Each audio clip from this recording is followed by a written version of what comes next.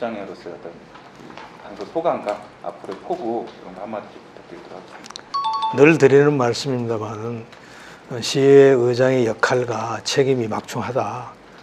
특히 시민의 뜻에 부합하는 의장으로서의 역할 명심하고 있고 따라서 늘 신중하고 진중하게 시민의 뜻을 받들기 위해서 최선을 다하겠다는 말씀을 드리겠습니다. 이 서울시에서 가장 시급한 현안으로 교육 쪽을 지적을 하신 이유와 또 의장으로 생각하는 어떤 앞으로 나아가야 될 방향성에 대해서도 자세한 설명 부탁드리도록 하겠습니다. 최근에 교육부 장관 사태에서 보셨듯이 교육은 그야말로 국가 백년지계입니다. 대단히 중요한 정책이죠. 그래서 교육부 장관이 마침내 경질되는, 스스로 물러났다고 하지만은 국민이 경질을 해야 됐다고 봐야죠. 그런데 서울시 교육감은 선출직입니다. 잘못해도 책임을 물을 수 있는 방법은 4년 뒤 선거밖에 없습니다. 그런데 지금 현재 서울시 교육청의 교육감님은 8년 동안 재임을 하셨고 누구나 알다시피 진보 성향의 교육감입니다. 그 진보 성향의 교육감이 8년 동안 서울교육청의 그 교육 업무를 관장하면서 잘한 점도 많지만은 그렇지 않은 부분도 많이 있습니다. 대표적인 것이 아이들의 기초학력 저하입니다. 굉장히 심각하고요. 특히 기초학력 저하가 어느 정도 돼 있는지 현실과 실태를 파악할 수 없다는 것입니다. 이유는 첫째는 그런 그 기초학력 테스팅을 한 적이 없고 부분적으로 했다 하더라도 공개를 하지 않았습니다. 교육행정이 깜깜행정이 되어 있습니다.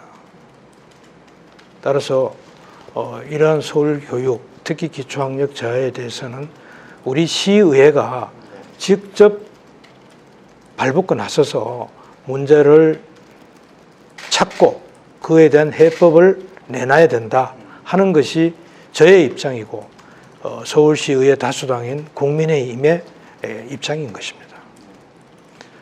그래서 이 방향을 이제 말씀을 드리면은 그래서 소위 서울교육 학력 향상을 위한 특별위원회 구성 결의안을 우리 국민의힘 의원들이 전체 명의로 발의를 했고 지난 8월 5일 날 그 구성 결의안이 통과가 됐습니다. 네. 앞으로 이 특위에서 왕성한 활동과 아주 전문적인 분야까지 접근을 해서 서울교육 학력 향상을 위한 그 대안도 내놓지만 그 대안 이전에 원인이 무엇인지 그걸 분명하게 찾아서 방향을 제시할 예정입니다. 소위 기초학력 미달 학생 얼마나 늘었나, 요거는 이제 전국 통계입니다. 서울시 통계는 공개를 하지 않으니까 알 수가 없어요. 그래서 2016년에 약 요 정도 수준이었는데 2021년에는 이 정도 수준으로 거의 한 2배 정도 증가를 했습니다.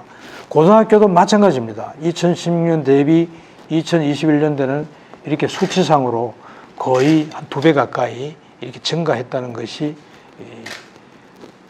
분석적 자료로 이렇게 제시가 되고 있습니다. 그래서 여기에 대한 것을 우리 서울교육에서도 간과할 수 없다 해서 특위를 만들었고 앞으로 특위 활동이 상당한 기간 지속이 되면서 좋은 방향을 제시하지 않겠나 기대하고 있습니다. 두 번째는 이제 지역별 현황입니다. 2016년도 기초학력 미달 지역별 비교를 보면은 서울이 이렇게 월등하게 높습니다. 그런데 진보 성향 교육감님이 추진한 정책을 보면은 기초학력 미달 학생이 증가하면 증가했지 절대 축소되지는 않았을 것이라는 게 우리의 확고한 그 입장입니다. 따라서 첫째는 서울시 교육청이 부분적으로 실시한 통계라도 먼저 공개를 해라 요구를 할 것이고요. 그 공개 결과를 보고 나름대로 방향을 저희들이 잡아나갈 계획입니다. 특위 구성에 대해서 조희연 교육감님하고 사전에 좀 어떻게 소통이라든가 그런 과정은 있으셨나요? 뭐 소통 과정은 필요가 없고요. 제가 개원사에서 네. 7월 4일 저희 11대 서울시 의회를 개회할 때 네. 개원사에서 이 문제를 제가 짚었습니다. 짚었고 거기에 대한 응답으로 교육감님이 그 다음 임시회에 나오셔서 약간의 발언을 하셨는데 기초학력 관계에 대해서 서울시 교육청도 심사숙고해서 추진하겠다는 그런 일종의 화답을 보낸 바가 있습니다. 그래서 소통을 했다고 볼 수 있죠. 예. 작년에는 지난 민선 체기 때는 오 시장님이 아무래도 이제 민주다수당 쪽으로 이제 좀 여러 가지 뭐 소통도 있으셨지만 어려움도 있었다면 교육감님은 이제 이번에 상황이 역전이 됐으니까 뭐 걱정도 되고 뭐 또 각오도 해야겠다. 그것보다는 조희연 교육감님 8년 동안 서울시 의회 다수당이 민주당이었습니다. 그렇죠.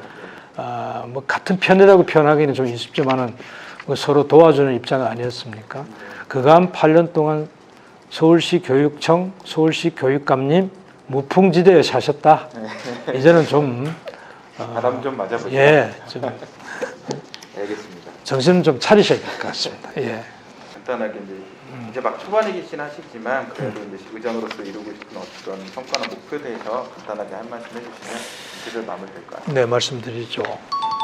우리 서울시 의회는 그간 한 12년간 정상이 비정상화됐습니다. 그래서 제가 앞으로 의장 임기 동안 해야 할 일은 비정상을 정상으로 만드는 역할에 집중할 것입니다. 그것은 두 가지입니다. 첫째, 그동안 12년간의 민주당 의회와 10년간의 민주당 시장, 또 8년간의 서울시 교육감,